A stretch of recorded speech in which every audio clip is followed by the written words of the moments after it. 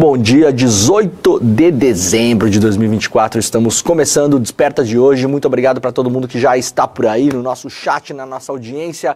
São 7 horas em ponto horário de Brasília. Estamos ao vivo em todas as redes sociais. Claro, se você quiser nos acompanhar lá no seu Facebook, no Twitter, na Twitch e também no Instagram. E principalmente nos nossos canais do YouTube. Chega mais aí, a gente está ao vivo no canal do Leandro Demore, no canal do Eduardo Moreira e também no canal do ICL Notícias. Se você puder, por gentileza, deixa o seu like, ativa o sininho, assine os nossos canais, claro, para a gente sempre conseguir crescer a nossa audiência por aqui. Por gentileza, também compartilha esse programa e se quiser vai deixando a sua mensagem no nosso chat, dizendo principalmente de onde você está assistindo a este programa. Muito boa tarde, muito boa noite, muito boa madrugada também para quem nos acompanha fora do Brasil. Temos muitas pessoas que nos acompanham em outros países, brasileiros, mas não só também.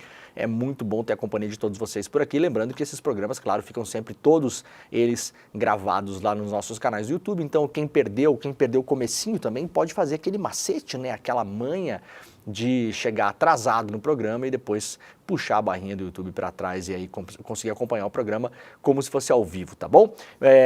Olha só, quem quiser nos acompanhar também pelo rádio, estamos ao vivo em São Paulo e Grande São Paulo, em 3 emissoras de rádio, lá na Rádio Brasil Atual, na Rádio Heliópolis e na Rádio Cantareira, e também estamos sendo transmitidos todas as manhãs ao vivo por 3 emissoras de televisão, em Salvador, na Bahia, pela TV Quirimurê, em São Paulo pela TVT e em Porto Alegre pela Pop TV. Galera, olha só, segue aqui as nossas promos das nossas camisetinhas, né? Aliás, ontem eu ganhei uma, mas já pedi outra, claro. Vou tentar levar para casa, né, para dar de presente para a galera. Olha só, a nossa loja ICL está com camisetas novas e promoções também. Daqui a pouco eu vou falar dos descontos. O desconto de 15% tá valendo ainda hoje, moçada? Tá valendo, né? Para nossa turma? Legal, então daqui a pouco eu explico. Olha só, camisetas novas aí com frases novas, essas aqui do Frei Beto, essa aqui chegou esta semana, né, está lá na nossa loja. A loja é souicl.com.br, né? souicl.com.br. Temos essa aqui, já mostramos ontem, né? Ah, temos a camisa do Fusca? Mas que beleza, olha só. Que sensacional. Essa que tá na tela é a do Mujica, né? Sempre gostei de Fusca. Fusca azul, aliás, quem sabe a brincadeira do Fusca azul? Quando vê o Fusca azul tem que dar um soquinho no ombro, né? Pá! Então tem essa aí, ó. Eu pedi ontem pro pessoal fazer, não sabia que tinha. Na verdade eu achava que eu já tinha visto ela, né? Então a minha memória não me traiu. Tem a do Fusca azul do Mujica, tem uma outra com uma frase do Mujica também. Temos essa aqui também, que é a frase também do Frei Beto, se eu não me engano, né? Olha só que bacana, ó. Olha aí, que legal. Muito bacana. Tem essa outra do Mujica, qual que é? Aquela outra vermelhinha, né? Ali, ó, somos todos latino-americanos. Essa é a frase do Mujica também. Tem a do Fusquete, tem mais coisa, né? Tem caneca, tem o chapéuzinho aquele, né? O bonezinho aquele, que a galera gosta, né? A gente tem a imagem do bonezinho, aquele de Cuba também. Tem o bonezinho de Cuba, tem caneca, tem, que mais lá, moçada? Tem as camisetas todas essas, né? Tudo lá na nossa loja do ICL. Então, se você quiser um presente de Natal, verifique, claro, na hora de fazer lá o negocinho do frete, se vai chegar ainda para o Natal, mas se não chegar para o Natal, chega na semana seguinte, né? Você pode dar depois, afinal, você sabe, Papai Noel não existe, né? Então, pode dar o de presente depois do Natal também, se quiser, ou comprar para você se dá o seu auto-presente lá na loja, tá bom?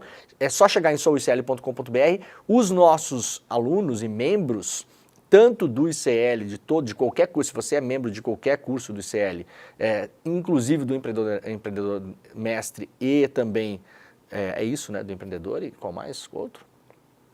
São os dois, né, o do ICL ou do empreendedor mestre, qualquer um dos nossos cursos, você tem 15% de desconto. Beleza? Então dá uma chegada lá, tem bastante coisa lá. As canecas que a galera ama, né? Eu não tenho nenhuma caneca aqui? Não. Eu tenho só a caneca minha do Desperta, essa aqui é do Desperta, mas essa não tá lá, eu acho não, né, galera? Essa aqui a gente tem que fazer de novo no ano que vem. Essa edição limitada, edição de colecionador. Ah! Hein? Aqui, ó, essa do Desperta a gente deu de presente para nossa turma aí, para nossa audiência, quando completou 1 ano do Desperta. De que talvez no ano que vem a gente faça de novo, né? Não sabemos. Mas tem várias canecas lá, boné, camiseta e uma série de coisas. E a camiseta do Fusquete do Mujica, né? Coloca de novo para nós aí, a do Fusca azul. Olha que beleza. Cadê a camisa do Fusca azul? Essa eu gostei, essa eu vou levar para mim. Eu não sei se tem por aqui. Será que tem? Eu vou ver com a galera da loja depois. Sempre gostei de Fusca, muito legal. Então tá, endereço souicl.com.br, descontitos de 15% para a galera que é membro do ICL ou do Empreendedor Mestre. Vamos lá para as notícias do dia, hoje um dia muito sortido de notícias, né? Tomando aqui o nosso cafezinho básico para dar aquela acordada. Vamos lá com notícias de São Paulo. Primeiramente, descarrilamento de trem gera caos na operação das linhas 11 Coral e 12 Safira da CPTM. O descarrilamento de um trem de carga da empresa MRS Logística interrompe parcialmente a circulação de trens, neste momento, nas linhas 11 Coral e 12 Safira da Companhia Paulista de Trens Metropolitanos, na Zona Leste de São Paulo. O Expresso Aeroporto também está suspenso, então atenção se você tem voo para pegar e estava planejando, né, usar o trenzinho que chega até lá o aeroporto, não está rolando agora pela manhã, tá? O trânsito de São Paulo, aliás, tá um inferno na terra, né? Tá um caos mesmo, tá levando muito tempo para fazer deslocamentos pequenos, então se prepare aí hoje, quinta-feira, sexta, nessa véspera aí de festa, né? Para gastar mais tempo no trânsito para chegar nos lugares que você tem que chegar, sobretudo para quem vai pegar voo ou para quem vai viajar nas próximas horas e nos próximos dias. O descarrilamento aconteceu por volta das 2h10 da manhã, gerando lentidão e paralisação em todo o sistema desde o início da operação das linhas, que começou às 4h40 dessa manhã. A situação está caótica nas estações das duas linhas. As plataformas estão lotadas e os passageiros não conseguem embarcar em virtude dos problemas. Olha só, tem uma foto aqui, uma reprodução de um vídeo da TV Globo dessa manhã, né? Plataforma lá do Brás, em direção ao Brás e Calmon Viana, de uma das linhas, completamente lotado. Segundo a CPTM, apenas por volta das 5h30, a circulação de trens da 11 Coral e da 12 Safira começaram a operar parcialmente no trecho entre as estações Tatuapé, Brás e Luz. A empresa afirmou também que a linha 11, 2 trens circulam entre as estações Luz e Brás. Portanto, tá caótica amanhã em São Paulo de hoje. Se você puder evitar e eventualmente ir para o seu compromisso ou para o trabalho mais tarde, evite, vai adiantar pouco chegar nessas estações para usar essas linhas nesse momento. E se for de carro, lembre, o trânsito realmente está bem lento em São Paulo, mais do que o normal, está difícil se locomover pela cidade, então saia de casa antes com o tempo, ou se puder, para quem puder, cancele seus compromissos que exigem deslocamento, né? Aliás, ajuda bastante a não circular pela cidade, principalmente no dia de hoje, por conta desse problema nos trens. Vamos lá para as notícias da política. A Câmara desidrata projeto de corte de gastos e mantém bloqueio de emendas. A Câmara dos Deputados aprovou na terça-feira, ontem, um texto base do projeto de lei que altera regras do arcabouço fiscal e bloqueia as emendas parlamentares. Esse projeto é parte do pacote fiscal enviado pelo governo do Lula para aprovação do Congresso Nacional. O placar que permitiu a aprovação do texto base foi de 318 votos a favor e 149 contra. Ainda é preciso votar 3 destaques do projeto. O projeto, segundo reporta o UOL hoje, foi desidratado. O relator do texto, Átila Lira, do PP, retirou o trecho que autorizava o governo a limitar a concessão, a ampliação ou a prorrogação de créditos tributários. A medida tinha como objetivo compensar débitos de tributos em caso das contas públicas entrarem no chamado déficit, né? Então tiraram esse poder do governo. O superávit de fundos pode ir para o pagamento de débitos, o saldo positivo dos fundos, né? Vários fundos de defesa aí, Fundo de Defesa, Fundo Nacional de Segurança, Educação e Trânsito, vários fundos que são gerenciados pela União e onde há dinheiro. Se essa grana não for usada no ano corrente, ela pode ser usada para amortização, por exemplo, da dívida pública. Na versão anterior do texto, a utilização do governo era livre, então para isso pode ser usado, para outras coisas não. Essa foi a mudança no texto. A trava nas emendas parlamentares foi mantida. A Átila manteve autorização para o governo contingenciar e bloquear as emendas parlamentares na mesma proporção das despesas discricionárias, ou seja, vai colocar um limite para o aumento de emendas parlamentares, caso o governo tenha que se limitar em outras áreas também. Na reta final dos trabalhos legislativos, o governo começou a pagar as emendas individuais e de bancada que estavam bloqueadas. A gente já falou sobre isso várias vezes, aliás, muito na semana passada. Tudo que envolve a briga por a súcia, por dinheiro dos deputados e dos senadores. O STF entrou no jogo, o ministro Flávio Dino, lá em agosto bloqueou as emendas, depois estabeleceu novas regras para emendas. Isso não deixou ninguém contente lá no parlamento, ou quase ninguém contente no parlamento, principalmente a turma aí do Centrão, do Arthur Lira, essa galera toda que estava chantageando e ainda está chantageando o governo. Se não liberar emenda, a gente não vota. Então o governo começou a liberar algumas emendas, mas de modo limitado também, porque as novas regras do STF são bastante duras, estritamente observando, claro, o cumprimento da Constituição. Daqui a pouco a gente vai falar um pouco mais sobre isso. Faltam duas propostas do pacote de ajuste fiscal. Então, a PEC que altera alguns benefícios não foi discutida ainda. E o deputado Isnaldo Bulhões, que relata o projeto, cuidará do projeto que ajusta a regra de valorização do salário mínimo junto às regras do arcabouço fiscal. A proposta do governo é limitar o crescimento do salário mínimo a 2%, 2,5% ao ano, mas tem um cálculo junto com a inflação, não é só 2,5%. Tem muita gente falando bobagem para variar, gente que fala bobagem todo dia, aliás, falando que o crescimento vai se limitar a 2%, não é isso porque considera a inflação também. Então não, se tiver inflação de 5%, o salário não vai crescer, só 2,5%. Tem um cálculo aí para tentar recuperar da inflação. Isso ainda não está debatido. O Senado ainda precisa analisar as propostas do pacote. Após a aprovação na Câmara, os senadores precisam analisar as mudanças feitas pela Câmara até o dia 20 de dezembro, sexta-feira agora, portanto, o último dia de trabalho dos dois legislativos. Depois a coisa entra em modo férias e ninguém mais vê essa galera até lá quando voltarem, né, sei lá eu quando, antes do carnaval ainda, né. Pacheco sinalizou com otimismo para votações. Na semana passada, o presidente do Senado disse que, apesar do prazo apertado, daria tempo. Nós estamos mantendo o otimismo de que somos capazes de fazer essa apreciação, ou seja, debater o projeto e eventualmente votar, até a sexta-feira. Ele ainda apontou que, se fosse preciso, daria para estender as votações até sexta. Foi na semana passada esse debate, né? Então, de fato, vai ser até sexta. Bom, para variar, tem problemas no projeto, né? O relator retirou a extinção do DPVAT. Na primeira versão, a Átila acrescentou em seu relatório um artigo para revogar a lei que recriou o DPVAT, seguro que indeniza vítimas de acidente de trânsito. O trecho foi incluído em acordo com o PL para conseguir aprovar a proposta com folga.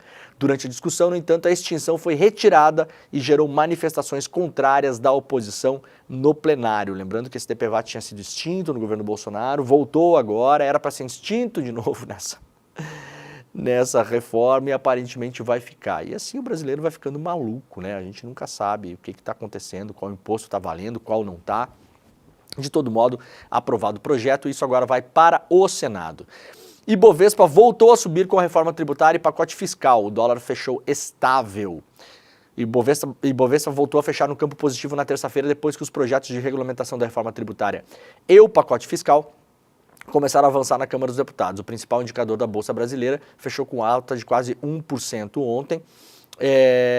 E o dólar caiu um pouquinho também, né? Mais cedo, o Banco Central divulgou a última ata da reunião do Copom, sinalizando que a taxa Selic pode chegar a 14,25 em março. Isso significa 2 altas de 1 ponto percentual nas primeiras reuniões do ano, em janeiro e março. Em suma, mais contração econômica, mais arroxo na vida do brasileiro, reporta hoje aqui o iclnoticias.com.br. O dólar à vista encerrou o dia com leve alta, né, de 0,10, né, praticamente estável ontem. O maior valor nominal de fechamento da história após oscilar durante toda a tarde e registrar seu maior valor nominal mais cedo, chegando aos 6,20, né, e acabou fechando ali próximo de 6,10. O Banco Central realizou um segundo leilão ontem para tentar jogar dólares no mercado e conter a alta da moeda. A Câmara aprovou também a reforma tributária. Aqui vamos separar, né? Vocês sabem que tá difícil de entender. Ontem no N2 a gente explicou também, né? A reforma tributária é uma coisa, o pacotão do Haddad é outra, tá, gente? Pra gente só organizar a cabeça aqui. A reforma tributária, é para mudar de fato o regime de impostos no Brasil. Ela foi mandada para a Câmara já faz muitos meses e é aquela que vai alterar quanto a gente vai pagar de imposto nos alimentos, que teria imposto maior sobre o tal do imposto do pecado, né, sobre cigarro e álcool e ultraprocessados, refrigerante, aquela coisa toda, e vai unificar vários impostos que a gente paga hoje para tentar criar uma coisa parecida com o que tem em alguns outros países, mais notadamente na União Europeia, que é uma espécie de imposto único, né? Você junta todos lá, os PIS, COFINS e PASEP, sei lá o quê, e aí faz um imposto único, tá?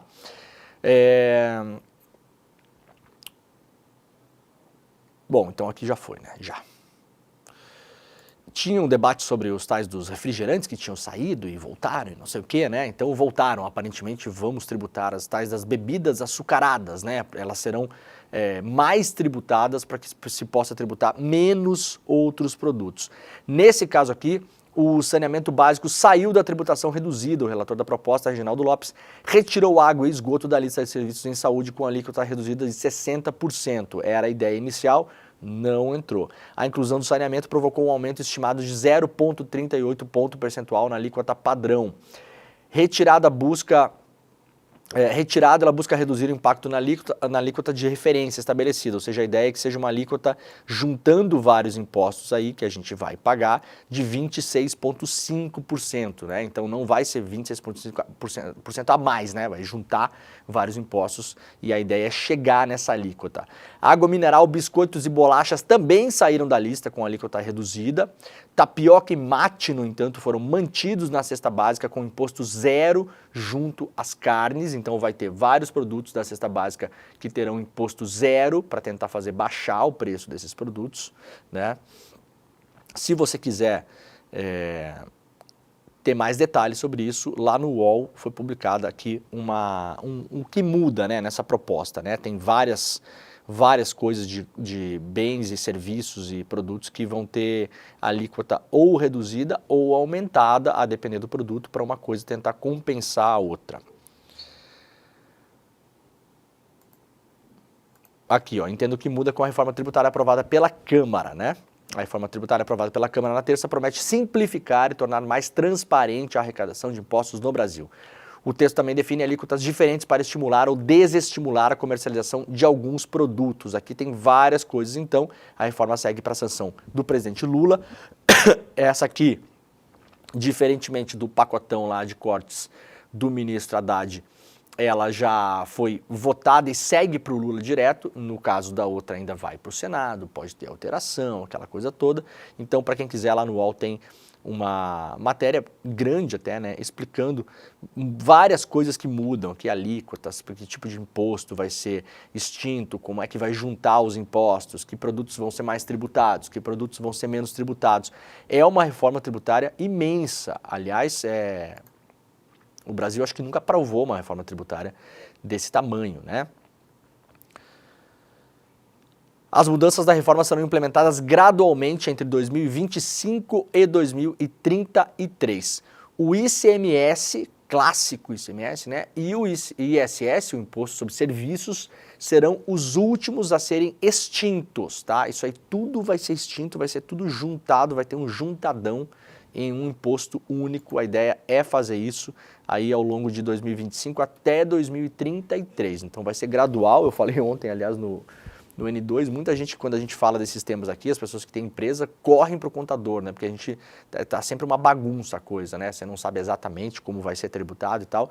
Não precisa ter pressa. No ano que vem começam as mudanças, vai dar tempo, em tese, até 2033 para todo mundo se adaptar.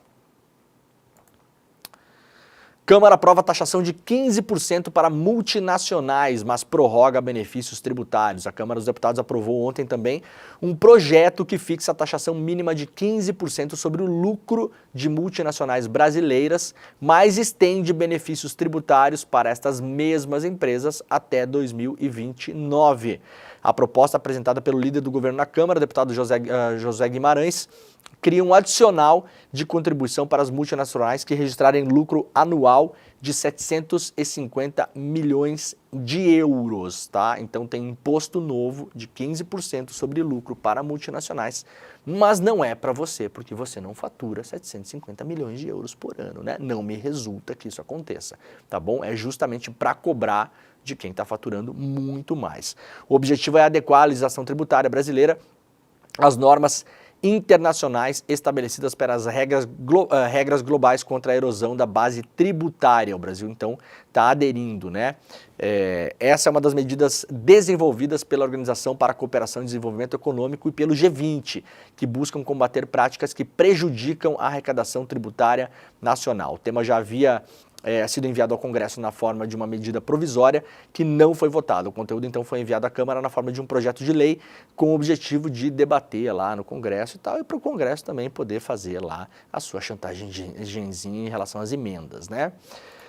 Fake news contra Galípolo pode ter contribuído para a alta do dólar de ontem, reporta hoje aqui a revista Fórum. Na terça-feira o dólar teve nova alta, chegando a 6,20, mas não fechou nesse valor, né?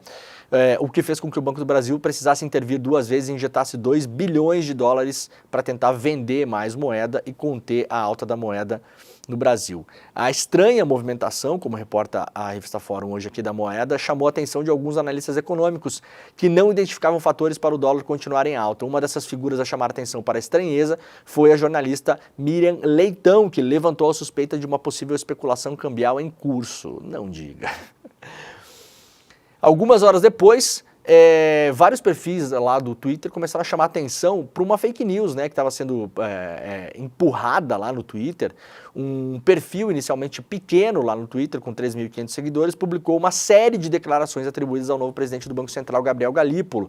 Os tweets foram publicados por volta das 11 da manhã e atribuíam a Galípolo as declarações como a alta do dólar é artificial, não acho o cenário preocupante, né? E a meta do Banco Central é levar a moeda dos Estados Unidos para R$ 5,00 em 2025. Essas frases todas não foram ditas pelo Galípolo, foram publicadas no Twitter por uma conta pequena.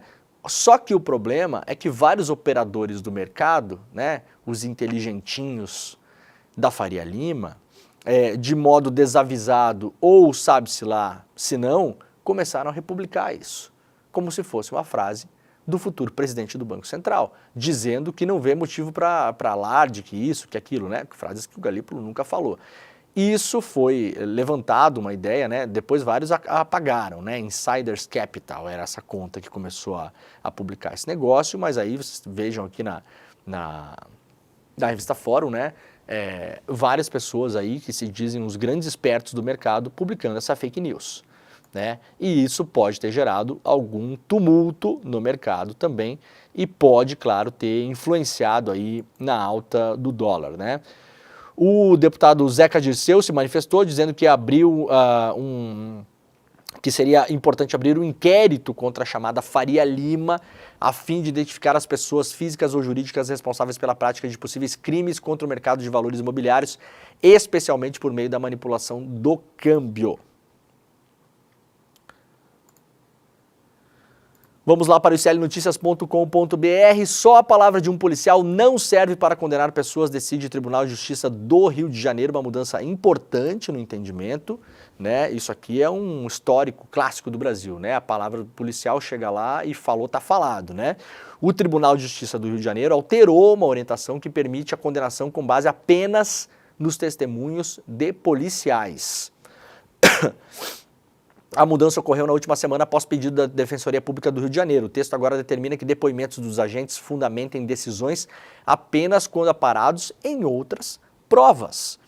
Uma súmula é um texto que resume uma jurisprudência, né? Então, essa súmula, o TJ tem cerca de 300 súmulas, essa é mais uma delas. A súmula 70, agora modificada, tinha sido aprovada em 2003 pelo órgão especial do TJ. O texto original dizia que, aspas para o texto da súmula, o fato de restringir-se a prova oral a depoimentos de autoridades policiais e seus agentes não desautoriza a condenação. Ou seja, na prática, traduzindo para português, dizia o seguinte: se um policial vai lá, prende um sujeito, esse sujeito depois vai para o sistema judicial e há uma intenção em condená-lo, por exemplo, com base na palavra do policial. Até então era suficiente. O que o policial falasse ou a guarnição falasse era suficiente para a condenação. Não necessariamente suficiente, mas, conforme diz o texto aqui, caso fosse a única prova, não desautoriza a condenação, ou seja, você pode ser condenado com a palavra de um policial.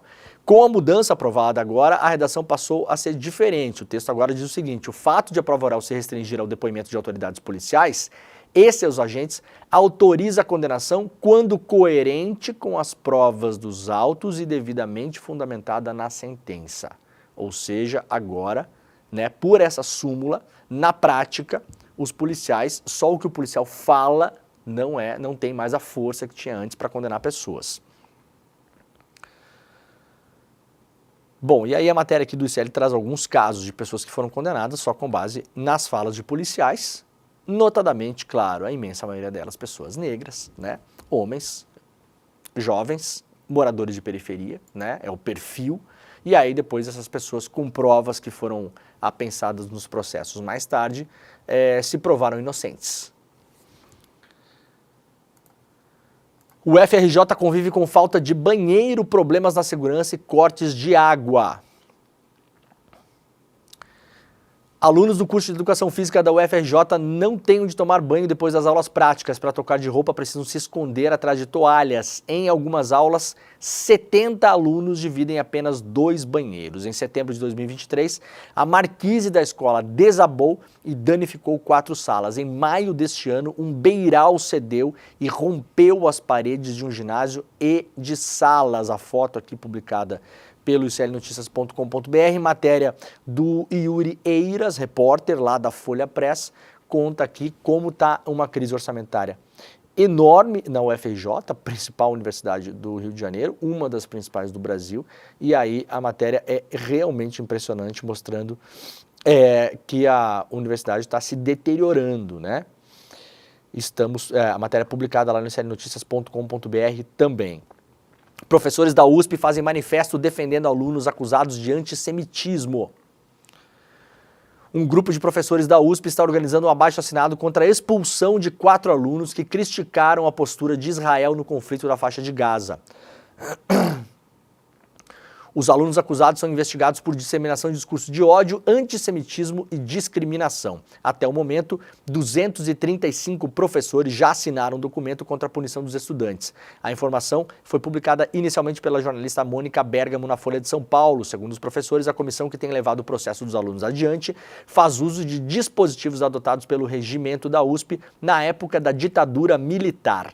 Em um informe distribuído em uma assembleia, os alunos acusavam Israel de genocídio contra o povo palestino e chamavam o governo Netanyahu nos territórios ocupados de fascista, colonialista e racista. Eles também descreveram a ofensiva do grupo Hamas no dia 7 de outubro de 2023 como histórica, né? Isso aqui é tudo o que esses alunos falaram naquele momento. A USP foi procurada para se pronunciar, mas disse que não comenta processos em andamento.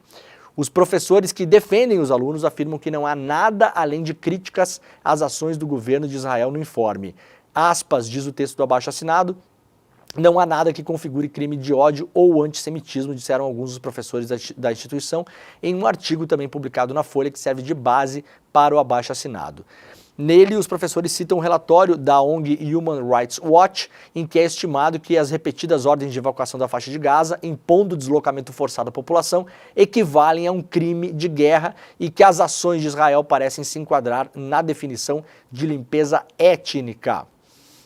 Bom, é claro que dá para debater você chamar as ações do Hamas do dia 7 de outubro de histórica, né? Dá para debater. Mas histórica pode ser, do ponto de vista da análise de qualquer pessoa, positivo ou negativo, né? A ação do dia 7 de fato foi histórica. Histórica aqui nesta frase não está subentendido que é positivo, né? Então isso eu não vejo como se enquadra em antissemitismo. Chamar o Netanyahu de fascista não se enquadra absolutamente em antissemitismo, de modo nenhum, e dizer que Israel comete um genocídio, muito menos, né? Essa confusão, ela está sendo feita de propósito, principalmente nas redes sociais e em parte da imprensa, né? inclusive por uma ONG aí, que tem ligações com o exército israelense, de um ex-militar brasileiro que serviu lá no exército de Israel e hoje vive disso no Brasil, né? Vive disso no Brasil, de espalhar essa história toda, para tentar fazer com que a gente não critique Israel. Porque caso isso aconteça, eles propositalmente confundem isso, na opinião pública, com antissemitismo, né? E criticar Israel não é antissemitismo. Criticar Netanyahu não é antissemitismo, de modo nenhum, de modo nenhum. Mulheres pressionam e vereadora desiste de projeto em homenagem a fetos no Recife. Cara, eu sempre que leio esse tipo de notícia, eu fico pensando no meu dinheiro pagando esse bando de gente inútil, né, pelo Brasil afora. No dia 9 de dezembro, a Câmara de Vereadores de Recife aprovou em primeiro turno um projeto de lei que pretendia colocar no calendário oficial da cidade o Dia Municipal do Nasciturno. Na ocasião, sem a presença da autora, a vereadora Michele Collins, do PP, a proposta foi aprovada com 18 votos favoráveis e apenas 2 contrários. O cenário apontava para a aprovação da proposta também no segundo turno, mas em uma semana as negociações tomaram outro rumo e levaram a parlamentar conservadora a retirar o PL de pauta por falta de votos. Legalmente o projeto ainda pode voltar no futuro, mas há um acordo para que ele não seja debatido. Com as galerias da Câmara lotadas de mulheres cantando palavras de ordem, né? A retirada da pauta foi bastante comemorada pelas mulheres presentes. Quando o PL foi anunciado para a votação, a autora Michele Collins pediu para discursar. Esse projeto é bem simples, diz ela, só tem 4 artigos. Não é obrigatório que a prefeitura promova a comemoração deste dia. Somente se houver disponibilidade financeira, orçamentária e administrativa. Eu nunca vi em 12 anos nesta casa alguém ir contra o dia de alguma coisa. Eu não estou entendendo por que existe esse movimento contrário, disse a vereadora. A vereadora missionária Michele Collins promove então uma votação de lei no Recife para criar o dia do capeta, para ver se eu quero ver se tu vai votar, né? Ninguém nunca foi contra o dia de nada aqui nesta casa, então tá, então vamos tentar promover lá no Recife o dia de Lúcifer, né? O dia oficial de Lúcifer do calendário da Prefa, da prefeitura, feriado municipal. Que tal, Michele Collins? Será que podemos contar com o seu voto? Posso imaginar que não, né? Que gente inútil, cara. Acho que é a segunda vez no ano que eu leio a notícia sobre essa vereadora, né? Ministro da Defesa diz que prisão de General Braga Neto era esperada. O ministro da Defesa, José Múcio, visitou o presidente Lula em sua casa no bairro de Pinheiros, na capital paulista, na manhã dessa terça-feira. Segundo ele, Lula está ótimo e se movimentando. Eles conversaram sobre a prisão do General Braga Neto e o projeto que altera a previdência dos militares. Ele queria saber como estava o ambiente nas Forças Armadas. Evidentemente que isso era uma coisa que já se esperava, ou seja, a prisão do Braga Neto já se esperava. Há um constrangimento ao espírito de corpo de cada força, mas também já era esperado. Nós desejamos que todos esses que estão envolvidos respondam à justiça, disse o Múcio ontem na saída do encontro. Ele afirmou, no entanto, que o clima nas Forças Armadas está muito bem. Quer dizer, como eu disse, estão constrangidos, claro, eram colegas, estudaram juntos. É o primeiro general 4 estrelas que é detido no Exército, mas não foi surpresa para ninguém. Mas é necessário, disse ainda o ministro, precisa acabar para a gente olhar para frente e para tirar a suspeição dos inocentes. E aí repetiu aquela frase que o ministro Múcio vem falando, né? Eu digo que cada um entrou nisso com o seu CPF. E a gente tem que preservar o CNPJ das forças. Essa frase do Múcio, a gente ontem até no ICL Notícias primeira edição, antes do ministro se encontrar com Lula, a gente comentou sobre isso, né? Que os militares, por exemplo, o Hamilton Mourão, que deu declarações também falando que é o golpe Tabajara, que era um bando de gente que não sabia o que estava fazendo, enfim, eles estão tentando minimizar a história, claro, né? Botar panos quentes, falar que era um bando de malucos, que não representa o exército, não sei o quê. É claro que essas pessoas sentem na pele, porque, a gente comentou ontem de manhã isso, o exército tem sim, a aeronáutica, a marinha, esse espírito de corpo muito forte, né?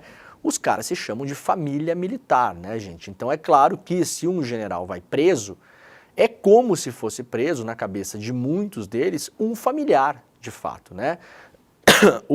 As Forças Armadas têm uma imagem junto à população ou muitas vezes em momentos históricos tem um auto-engano em relação a essa imagem, e essa imagem, claro, foi muito abalada, está sendo muito abalada por conta dessa tentativa de golpe de Estado. Então é claro que interfere. A preocupação do governo, na semana passada eu comentei isso aqui no programa também, antes do Múcio falar sobre isso publicamente, aliás, é tentar preservar de fato a imagem das Forças Armadas. Tem essa preocupação. Né? Então tem essa história, foi o CPF que fez, não foi o CNPJ. O problema é que esses CPFs, muitos deles, de altíssimos cargos das Forças Armadas, comandando tropas, inclusive alguns deles, não eram todos militares da reserva, tinha gente da ativa ali, né, com arma na mão, usando dinheiro público para conspirar contra a democracia brasileira e a sociedade civil. Né? Então não é tão simples assim. CPF parece que assim, é um cidadão aleatório na rua, né? Não é tão simples a coisa assim não, né? De acordo com o ministro, em relação ao PL dos militares, não tem mais muito o que discutir. Vai para o plenário da Câmara e depois nós vamos nos adaptar. José Múcio disse que a dificuldade de mexer com a aposentadoria de militares é que a promoção na carreira é como uma procissão. Se parar um na frente, para tudo atrás. Atualmente não há idade mínima para a aposentadoria de militares. O novo projeto de lei estabelece que essa idade mínima poderia ser 55 anos, com a aplicação das novas regras só lá em 2032. Tá? Então hoje o militar pode se aposentar aí com 40 e poucos anos, porque se aposenta com tempo de serviço, não tem idade mínima, o cara pode ter 43, 44, 45 anos, já está aposentado. Se aposenta, o tempo, ontem o Chico Sá falou uma coisa que eu não sabia, o tempo de...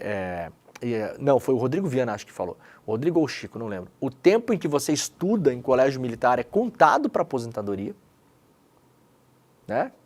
Veja só, o nosso não é, sociedade civil não é, o dos militares é. Vejam que é um mundo paralelo mesmo, né? O tempo de escola é contado para aposentadoria, não tem limite de idade para aposentar, então se você cumprir o tempo de serviço, você pode estar aposentado aí com 41, 42, 43 anos, 44, imagina uma pessoa hoje com 44, 45 anos aposentada. Com o salário integral não é nem média dos últimos salários, porque a aposentadoria nossa é cada vez mais ferrada, né? É um cálculo, tem a fórmula de Bhaskara lá que tem que usar em cima, né? Tem que chamar o Pitágoras para calcular a aposentadoria do cidadão, né? Aí é com base nos últimos não sei quantos salários. Não, os caras se aposentam com o salário integral, o último salário que foi recebido. Então, se o salário do mês passado foi 40 pau, a aposentadoria é 40 pau. Quando você morre, isso passa para familiares. Quando você é expulso das Forças Armadas por exemplo, ter cometido crimes, você continua recebendo o mesmo salário, não tem nenhum desconto em relação a isso. E, aliás, diferentemente do judiciário, que juiz você sabe, né, que quando é expulso continua recebendo salário integral, né? A grande punição, né? Aposenta a pessoa com salário integral e a pessoa pode fazer outra coisa da vida, pode virar advogado. É incrível isso, né? Também, maravilhoso. Que bela mamata essa também, né? No caso dos militares, é pior, porque tem esse instituto que chama-se da morte ficta, né? Ou seja, é como se a pessoa tivesse morrido, mas não morreu. É o clássico morreu, mas passa bem, né? Então, por exemplo, um militar que estiver envolvido, nesse caso, da tentativa de golpe de Estado, se ele tiver uma condenação criminal, transitado em julgado, ele obrigatoriamente tem que ser expulso das Forças Armadas. Essa expulsão é feita através desse instrumento que é como se a pessoa tivesse morrido. Por que é feito isso? É meio bizarro, né? É meio macabro, né? Nossa, a pessoa morreu, mas passa bem. Por quê? Porque essa é a artimanha. Se a pessoa simplesmente é expulsa, seria muito difícil você justificar que quando você morresse de fato depois, o seu salário passasse para sua família, né? Agora, se você, entre aspas, simula a morte de uma pessoa no sistema, ela entra no esquema de pensão. A família vai receber depois também, né? Quando a pessoa morrer. Então essa é a mutreta do negócio. Essa é a mutreta. Como envelheceu mal o vídeo da Marinha dos Privilégios, né? Como envelheceu mal. Aliás, a gente tem esse vídeo será que a gente consegue tocar esse vídeo aí, gente? Será que conseguimos? Eu não separei aqui, mas eu queria botar esse vídeo de novo aqui para as pessoas lembrarem. Lembro do vídeo, né? A Marinha lá fazendo exercícios de guerra e rolando na lama e empurrando o negócio e puxando a coisa e botando, e dando tiro e porrada de bomba, né? Enquanto a gente tá fazendo o quê? Tá surfando, tomando champanhota, né? Na praia, voando de paraglider, aquela coisa toda, né? Curtindo a vida doidado na festa, né? E aí no final tinha privilégios, vem pra Marinha. Era um jeito idiota de chamar a gente de vagabundo, né? Um vídeo oficial da Marinha, Esse vídeo, aliás, foi apagado na surdina, né? Descobriu-se ontem que foi apagado o vídeo. Ninguém se pronunciou sobre esse negócio. Tá aí o vídeo. Vamos botar de novo esse vídeo pra gente passar um pouquinho mais de raiva? Vamos lá então, bora lá. Em direção à cabeceira da praia! O navio afundou! Vai fazer o quê? Vai morrer? Não!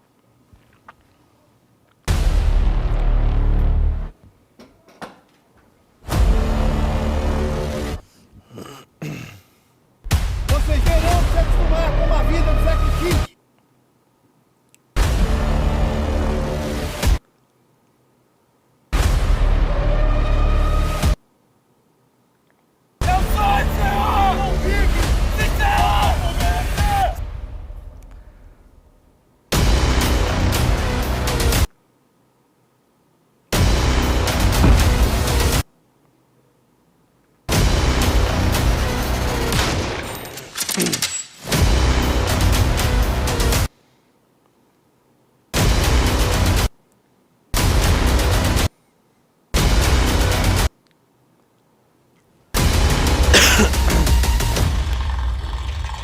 Privilégio? Vem pra Marinha! 13 de dezembro, Dia do Marinheiro. Ai, ai. Era pra ser meio irônico, né? Pra ser assim uma brincadeirinha e tal. Agora, privilégio vai pra Marinha. Né? De fato, né? Sem brincadeira, de fato. Vamos ver se a Câmara vai debater isso, vai votar esse negócio, né? Vai ter choradeira, vai ter gente esperneando, aquela coisa toda, né? Multinacional europeia deixa de comprar da Vale por causa de contaminação de rio.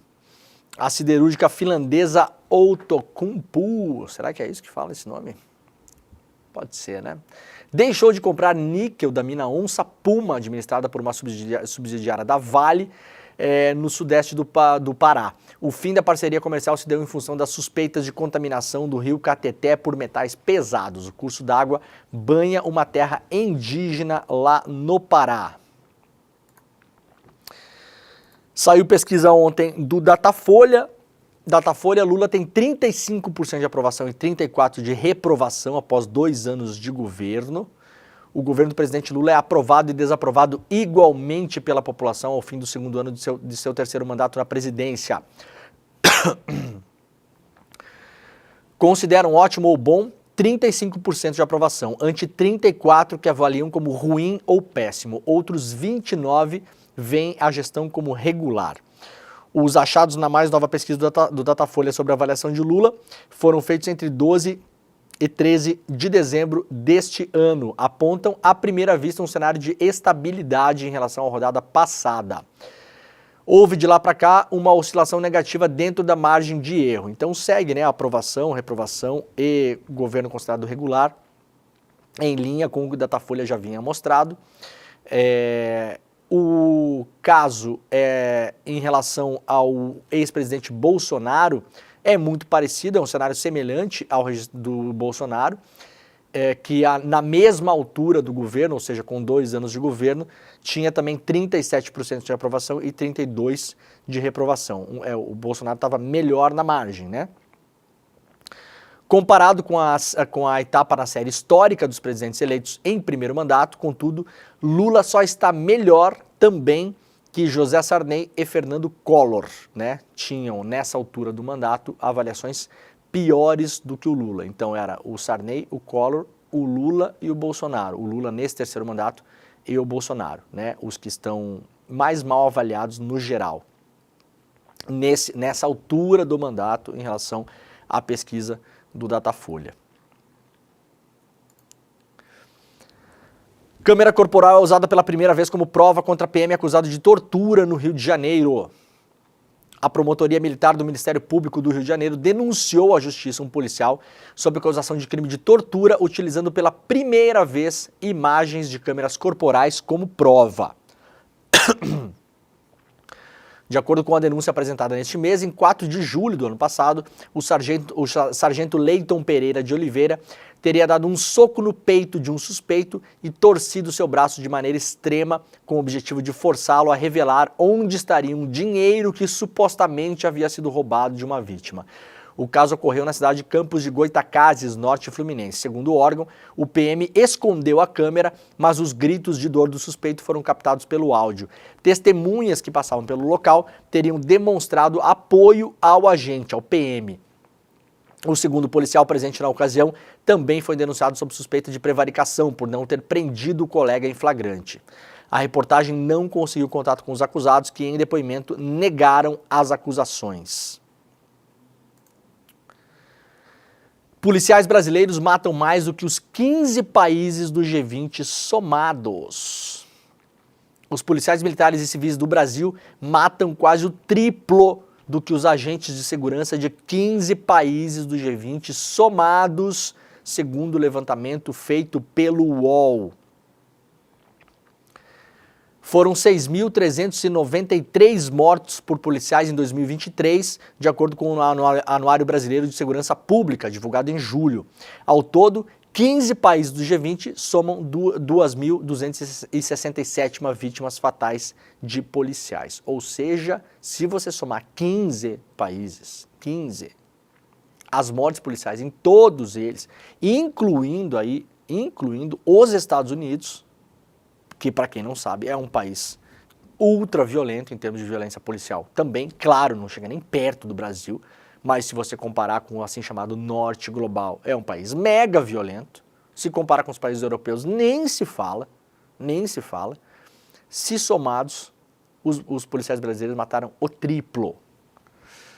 Criado em 99, o G20 reúne as maiores economias do mundo, né? Não foram comparados todos os países porque a Arábia Saudita, China e Rússia não entram no levantamento por falta de dados confiáveis, segundo o UOL. Quando considerados os tamanhos das populações, a diferença é ainda maior. O Brasil tem 7% no número de pessoas da soma dos outros 15 países. Proporcionalmente, os policiais brasileiros matam 36 vezes mais do que a média dos agentes dessas outras nações. A taxa é 7,5 vezes maior que a África do Sul, cuja polícia é a segunda que mais mata por habitantes entre os países considerados. E alguém acha que isso aqui está resolvendo violência no Brasil, né? Está resolvendo segurança pública, está adiantando para alguma coisa, né?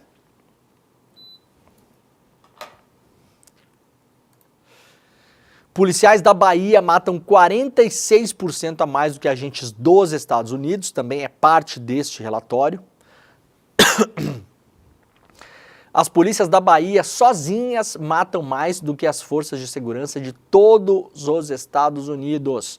Segundo o Anuário Brasileiro de Segurança Pública, 1.699 pessoas foram mortas por policiais no estado da Bahia em 2023, enquanto um levantamento feito pelo UOL mostra que o país norte-americano, os Estados Unidos, registrou 1.164 mortes no mesmo período.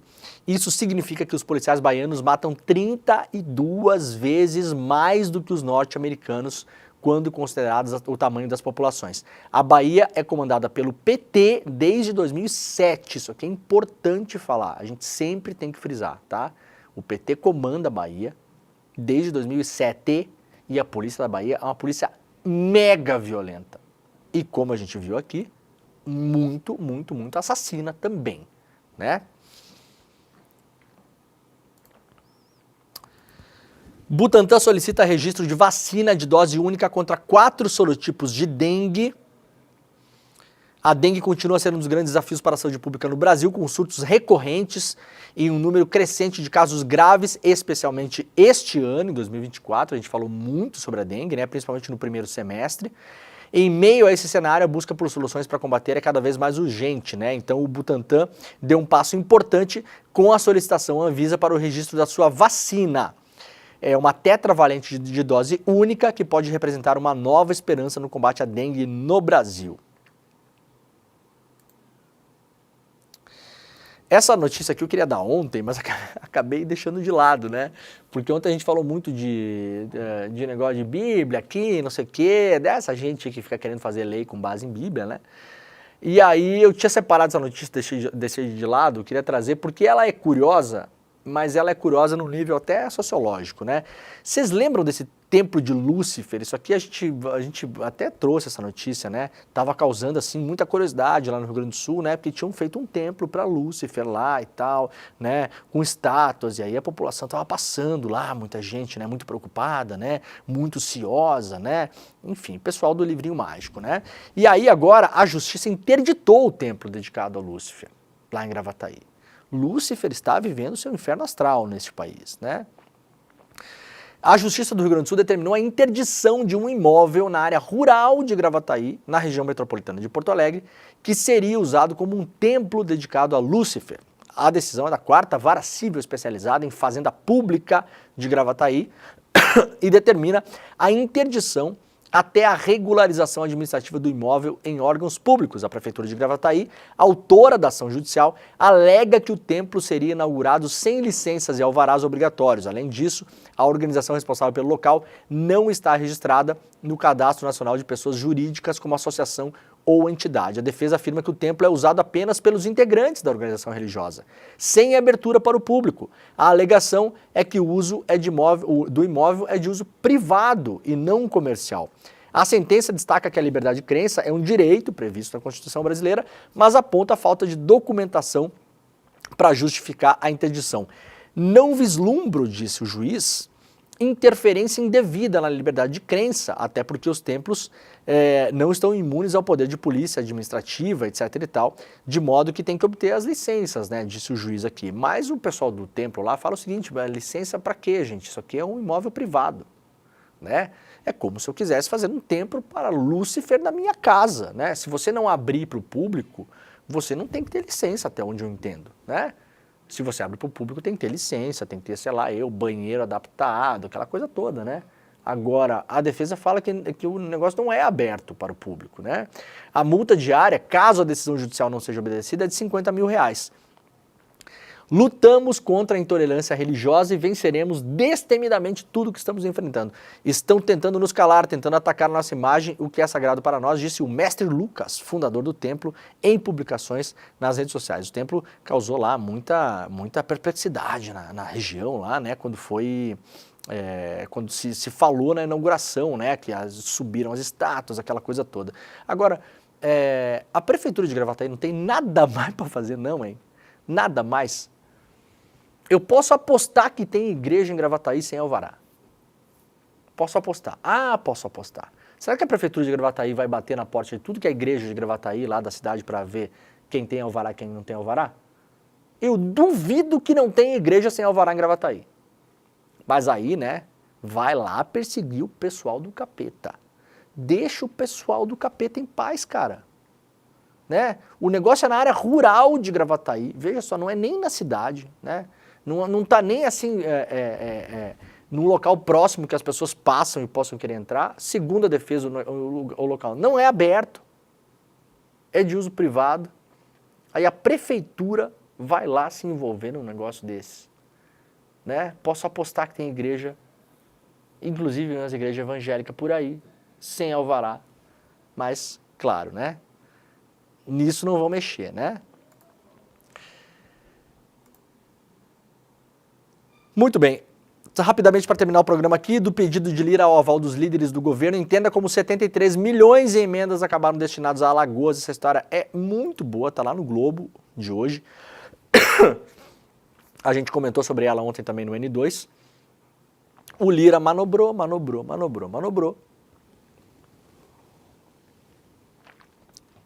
deu um drible na decisão do Flávio Dino em relação às emendas e conseguiu mandar mais 73 milhões para Alagoas, sua base eleitoral, né? Essa presidência do Lira, olha, é a presidência mais nojenta e nefasta de Câmara dos Deputados. Nem Severino Cavalcante. O Severino era deputado ou era senador? Eu não lembro. Deputado, eu acho, né? Nem Severino Chique era tão deletério quanto esse Arthur Lira. Eu não vejo a hora desse cara sumir da Câmara. Eu espero que ele não vire ministro do governo Lula, que é o que está se falando para lá e para cá. E se virar, vai tomar-lhe pau o dia inteiro aqui. Né? Porque não vai ficar bom se virar ministro do Lula, né? Não vai. Ah, não vai mesmo. Rússia prende suspeito de atentado contra um general. Lembram que ontem foi assassinado um general na Rússia, em plena Moscou. Colocaram uma bomba em um patinete elétrico. Vejam só. O explosivo, então, matou ele e um auxiliar que estava junto com ele, tem até imagens, a gente não vai mostrar aqui, tem a imagem da explosão também, e a Rússia disse que prendeu um suspeito contra esse atentado. O atentado foi reivindicado pela Ucrânia, né, pelo serviço secreto da Ucrânia. E uma última notícia aqui, delegado e policiais presos negociaram 30 milhões em propinas com o PCC. Ontem a gente mostrou aqui que teve uma operação logo pela manhã, cedo, para prender policiais que estavam fazendo serviço para o PCC, e agora a investigação aponta que eles negociaram 30 milhões em propina com o primeiro comando da capital. Galera, o programa está acabando, mas antes de mais nada, vamos aqui mostrar de novo as nossas magníficas camisetas, né? Olha só. Aproveita o espírito natalino, né? Nós temos camisetas novas lá na nossa amada lojinha, olha aqui, ó. Frases do Frei Beto, aqui, essa é uma delas, né? Para quem nos ouve no rádio, a frase é: eu não vou ver a colheita, mas faço questão de morrer semente. Essa é uma das frases das camisetas que está lá na nossa loja, souicl.com.br, souicl.com.br. Aqui tem outra frase também do Frei Beto, deixa eu botar mais para cá, ó. Essa aqui tá bonitona, eu gosto de preto, né? Se eu comprar mais uma camisa preta, eu acho que a minha mulher vai me expulsar de casa. A paz jamais virá do equilíbrio de armas, e sim como fruto da justiça. Tem as camisetas adoradas e amadas também do Pepe Mujica, né? Podemos colocar na tela as duas aí. Temos a camiseta do Fusca Azul, olha lá, sempre gostei de Fusca. Com a foto do Pepe Mujica dirigindo o seu clássico Fusca Azul. Tem uma foto maravilhosa dele e do Noam Chomsky nesse Fusca também, que é incrível aquela foto. Procurem depois aí. E tem a outra também, né? Somos todos latino-americanos, também uma frase do Mujica. Essas camisetas todas, mais tem boné, tem caneca, tem uma série de coisas, estão à venda na nossa loja, souicl.com.br, souicl, eu sou, né? Eu sou, vós sois, eles somos, todos nós semos, né? Então, souicl.com.br. Para quem é aluno dos nossos cursos, de qualquer um dos nossos cursos, tem um desconto de 15% para você se autopresentear também e presentear as pessoas que você ama neste Natal, tá bom? Daqui a pouquinho eu tô lá no ICL Notícias, primeira edição. Vou só tomar uma aguinha, um cafezinho, e aí amanhã a gente volta com o Desperta às 7 horas da manhã. Um beijo para todo mundo e tchau. A nossa aula com Barry Schwartz, um dos maiores psicólogos sociais do mundo, foi absolutamente fantástica. Realmente, o ICL não decepcionou no presente de fim de ano que trouxe para sua comunidade. Uma oportunidade única para todo mundo aprender sobre um dos temas mais instigantes e importantes da nossa geração e com o maior nome do mundo, com o maior expert do mundo sobre o tema. Muita gente pediu para assistir novamente a aula, porque teve tantos insights que não queria deixar aquilo passar. E muita gente que não conseguiu assistir ficou sabendo da aula e está pedindo para assistir. Eu tenho uma boa notícia para vocês. A gente liberou, por um tempo bem pequeno, o replay para vocês assistirem. Não percam a chance de assistir, não. Inclusive, no final, a gente preparou um presente de fim de ano para quem quiser fazer parte da comunidade do ICL. E esse presente vai valer para vocês também. Um abraço e boa aula!